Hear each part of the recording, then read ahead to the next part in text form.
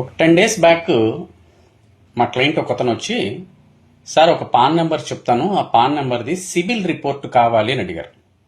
ఎవరు సార్ అంటే, మీరు కాదు తెప్పించండి సార్, తర్వాత చెప్తాలేండి అని చెప్పంటే, సరే ఏదో మేనేజ్ చేసి ఆ సిబిల్ రిపోర్ట్ అయితే తీసుకొచ్చి అతనికి ఇచ్చాం. నిన్న అతను వచ్చి, చాలా థ్యాంక్స్ అండి, చాలా పెద్ద హెల్ప్ చేశారు నాకు అన్నాడు. ఏంటి అంటే చెప్పంటే, ఆ సిబిల్ రిపోర్ట్ ఇచ్చారు కదండి. ఎవరు సార్, ఏంటి, ఏది ఏ రకంగా మీకు హెల్ప్ అయింది అని అంటే, మా పాపకి ఒక మ్యాచ్ వచ్చిందండి. సో అతను చూస్తే ప్రాపర్టీస్ ఏవో ఒక 2 హౌసెస్ ఉన్నాయని చెప్పన్నారు, కారు ఉందని చెప్పన్నారు, జాబ్ చేస్తున్నాడు, సాఫ్ట్వేర్ జాబ్ చేస్తున్నాడు. బట్ బయట ఎంక్వైరీ చేస్తే కొంత ఫైనాన్షియల్ ఇండిసిప్లిన్ గా ఉంది అని చెప్పని మాకు రిపోర్ట్ వచ్చింది, అది చెక్ చేద్దామని సిబిల్ రిపోర్ట్ అడిగాను sir.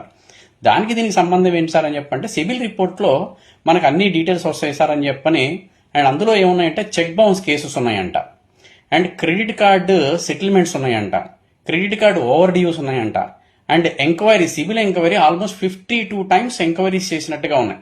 In addition to that housing loan ఉందంట, కార్ లోన్ ఉంది, అండ్ చెక్ బౌన్సెస్ చెప్పా కదా ఇందాక, ఇవన్నీ ఉన్నాయంట. సో ఇవన్నీ చూస్తే అతను ఎంత ఫైనాన్షియల్ ఇండిసిప్లిన్ తెలిసిందండి, కాబట్టి ఆ మ్యాచ్ని మేము క్యాన్సిల్ చేసుకున్నాము అని చెప్పన్నాడు. ఓహో, సో ఆడపిల్ల పెళ్లి చేయాలి అని చెప్పానంటే అబ్బాయి క్యారెక్టరే కాకుండా, ఫ్యామిలీయే కాకుండా క్రెడిట్ స్కోర్ కూడా చూస్తారు, అది సిబిల్ రిపోర్ట్ ఈ రకంగా కూడా హెల్ప్ అవుతుందని చెప్పిన విషయం నాకు మొట్టమొదటిసారి తెలిసింది. సో అబ్బాయిలు జాగ్రత్త.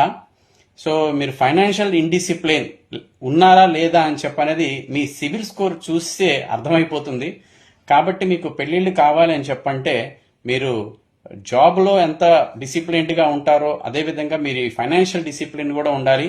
సిబిల్ రిపోర్ట్ని ఈ రకంగా కూడా వాడుకోవచ్చు, ఈ రకంగా కూడా హెల్ప్ అవుతుంది. క్యారెక్టరే కాకుండా క్రెడిట్ స్కోర్ కూడా పెళ్లికి చూడాలి అని చెప్పన్న విషయం మొట్టమొదటిసారిగా నేను వింటున్నాను.